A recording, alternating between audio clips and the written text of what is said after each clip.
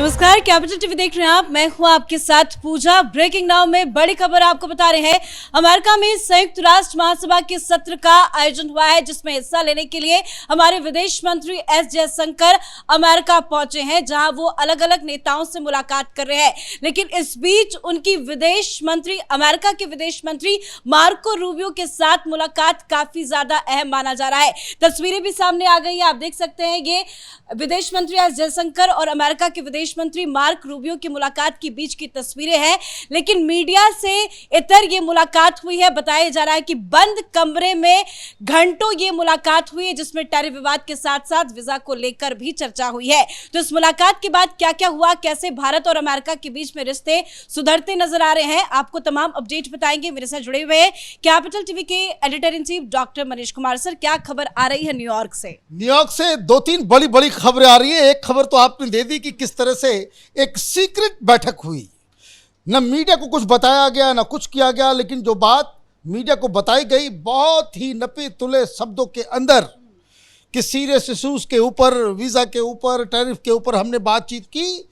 लेकिन बड़ी खबर उसमें यह आई कि हिंदुस्तान, अमेरिका और जापान, ऑस्ट्रेलिया का जो क्वाड है वो उसकी बैठक जो लगातार जिस तरीके से चल रही थी वो आगे बढ़ता रहेगा। मैं इस खबर पे आऊंगा, लेकिन इससे भी ज़्यादा एक इंटरेस्टिंग खबर आ गई न्यूयॉर्क से कि वहाँ पाकिस्तान को फिर से जिल्लत का सामना करना पड़ा है। डोनाल्ड ट्रंप ने पाकिस्तान को औकात दिखा दी। क्या हुआ? दरअसल जैसा कि कैपिटल टीवी में हम लोगों ने आपको बता रखा है कि किस तरीके से $700 मिलियन हर महीने पाकिस्तान खर्च कर रहा है वहां लॉबिस्ट के ऊपर, और जिसको लेकर के पाकिस्तान में भी कई सारे सवाल खड़े किए जा रहे हैं कि भाई वहां तो आप खुल्लम खुल्ला। अब आपने देखा वो आदमी जो डिफेंस मिनिस्टर है ख्वाजा आसिफ, उसने तो साफ कह दिया एक टीवी इंटरव्यू में कि भाई वहां तो दलाली खुलेआम होती है। टेबल को ऊपर से पैसे लेकर के आपकी बात रखते हैं पार्लियामेंट के अंदर। हम लोग तो यहाँ कोने में जाकर के लेते हैं, वहाँ तो खुल्लम खुला वो वहाँ के सांसद जो है वो घूस खाते हैं। वो उस संदर्भ में कि $700 मिलियन दिया जा रहा था। लेकिन क्या हुआ? आपने इतने लॉबिस्ट को रखा और ये चाह रहे थे शहबाज शरीफ कि जिस तरह से लंच खाने का मौका मिल गया साथ में मुनीर को, हमें भी 1-to-1 बैठक का मौका दिया जाए। डोनाल्ड ट्रंप ने 1-to-1 मीटिंग से मना कर दिया। अब 1-to-1 मीटिंग से मना हो गया तो अब एक दूसरी किस्म की कहानी सामने आ रही है कि मुस्लिम ममालिकों की तरफ से एक डेलीगेशन डोनाल्ड ट्रंप से जाकर के मिलने जा रहा है। और उस संदर्भ को आप समझिए, क्योंकि 2 दिन पहले सऊदी अरब और पाकिस्तान ने वो एक इस्लामिक नाटो के हिसाब से कि अगर कोई भी अटैक पाकिस्तान के ऊपर होगा या सऊदी अरब के ऊपर होगा, वो एक दूसरे के ऊपर अटैक माना जाएगा। मतलब अगर हिंदुस्तान ने घुस के मारा पाकिस्तान को तो वो that will tantamounts to attacking Saudi Arab. इस तरह का ट्रीटी एक इस्लामिक नाटो और जो साथ में जो डिप्टी प्राइम मिनिस्टर जो साथ में जा रहे हैं, उन्होंने न्यूयॉर्क में बताया कि ये इस तरह के एग्रीमेंट में कुवैत भी आ सकता है और भी दूसरे मुस्लिम कंट्रीज जो है वो आ रहे हैं। तो 7-8 देशों के जो वहाँ पे रहनुमा हैं, जो रिप्रेजेंट कर रहे हैं डोनाल्ड ट्रंप से, वो बात करने जा रहे हैं, मिलने जा रहे हैं। उसी में पीछे से ये घुस गया शहबाज शरीफ।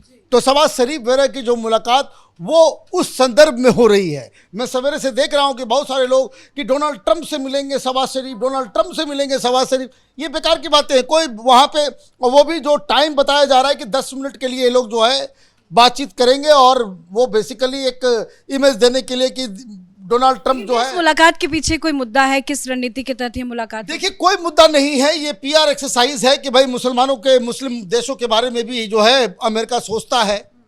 हालांकि होता कुछ नहीं है। अभी देखिए, आप जा रहे हो मिलने के लिए और पीछे से इजराइल ने जो है वो कतर के ऊपर जो है ठोक दिया। आप ये भी तो आप देख रहे हैं ना कि जो सारी चीज़ें इजराइल और अमेरिका दोनों बराबर ही हैं, कोई उसमें कोई फ़र्क नहीं है। तो ये जो एक दूसरी जो हमारे लिए जो खबर है कि एक जो पाकिस्तान डोनाल्ड ट्रंप से मीटिंग करवाने की सोच रहा था, प्राइम मिनिस्टर पाकिस्तान शहबाज शरीफ की, वो मीटिंग मना कर दिया गया है। तो इसका मतलब ये है कि पाकिस्तान को आप मना कर रहे हो और भारत के साथ, कि चूंकि जो प्रोटोकॉल है, विदेश मंत्री गए हैं, तो विदेश मंत्री के साथ आप घंटों बंद कमरे में बिना मीडिया, बिना किसी आउटसाइडर इन्फ्लुएंस के आपने बातचीत की और आपने एक बहुत ही डिप्लोमेटिक सोफिस्टिकेटेड एक जो है प्रेस रिलीज जारी कर दिया कि हमने ये सारी चीज़ें बातचीत की। अब इसका मतलब ये है कि जो बड़ी खबर उसमें आई है, वो खबर ये आई है कि क्वाड विल गो ऑन। जब 50% टैरिफ लगाया गया था तो हिंदुस्तान की तरफ से ये कह दिया गया था कि अब क्वाड वॉर नहीं जानते हम। क्वाड को लेकर के, क्वाड है क्या? क्वाड दरअसल 4 देशों का समूह है जो चाइना की दादागिरी के खिलाफ ये लोग इकट्ठा हुए हैं। इसमें अमेरिका है, इंडिया है, ऑस्ट्रेलिया है और जापान है।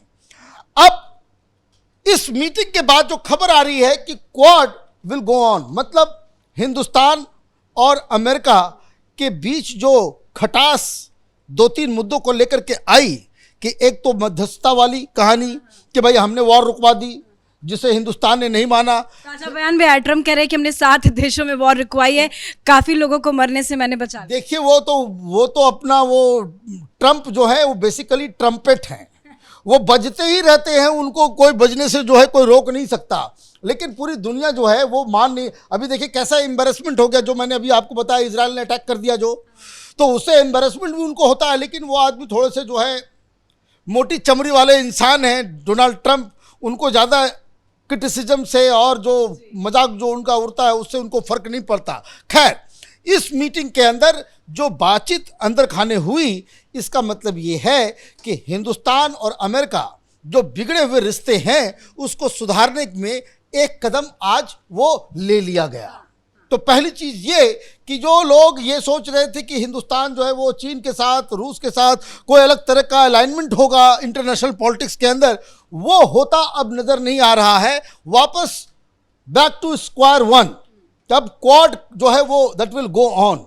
नंबर 2, जिस तरीके से वहाँ पे जो बातचीत हो रही है, बातचीत क्या हो रही है? बातचीत हो रही है कि जो वीज़ा को लेकर के आपने जो $1 लाख जो है आपने डाल दिया, उससे हिंदुस्तान को जो है वो नुकसान होगा। हालांकि नुकसान लॉन्ग टर्म में नहीं होगा, भाई वहाँ जाना ही क्यों है? अगर आपके पास टैलेंट है, और सरकार के लिए भी हिंदुस्तान के ब्यूरोक्रेट्स को आपको ठीक करना होगा। यहाँ पे हिंदुस्तान की दिक्कत यहाँ के ब्यूरोक्रेट्स हैं, उनको ठीक और दुरुस्त करना पड़ेगा कि भाई आप उस तरह की अपॉर्चुनिटी हिंदुस्तान के अंदर में ही, ये ग्लोबल वर्ल्ड है भाई, जब एप्पल हिंदुस्तान से प्रोड्यूस करके पूरी दुनिया में जा सकता है तो ऐसी कौन सी खासियत है अमेरिका के अंदर? इंफ्रास्ट्रक्चर ही है ना, कि भाई अमेरिकन कंपनीज जो है वहाँ पे, जो भाई आपका जो है वहाँ पे लॉस एंजलिस हो, कैलिफोर्निया हो, अलग अलग जगहों पे वहाँ पे सॉफ्टवेयर कंपनीज और जो आईटी कंपनीज जो ऑपरेट कर रही है, हिंदुस्तान में क्यों नहीं कर सकती? क्यों हिंदुस्तान के लोगों को वहाँ जाना पड़ रहा है? तो ये भी एक थॉट प्रोसेस जो आगे चल करके सरकार को इसके बारे में सोचना होगा। लेकिन मुद्दा उठाया गया है। नंबर 2, जो वीज़ा के अलावा टैरिफ को लेकर के जो हिंदुस्तान में जो बातचीत हुई, तो उससे कई सारे अच्छी खबरें आई कि वो 50% जो पनिशमेंट लगा हुआ था वो तो बिल्कुल ही खत्म होने वाला है, और बाकी जो 25% लगा हुआ है उसमें भी कटौती की बात ये चल रही है। अब हिंदुस्तान का डेलीगेशन एक बार फिर वो अमेरिका जा रहा है, वहाँ पे लास्ट मतलब एक पॉजिटिव साइन है और मुस्कुराहट जो है इन दोनों नेताओं के बीच में, और जिस तरह से मार्को रूबियो जयशंकर के कंधे पे हाथ रखते हैं, निकलते हैं, वो बता रहा है कि मुलाकात बहुत अच्छी रही। 27 तारीख को एस जयशंकर महासभा को संबोधित भी करेंगे।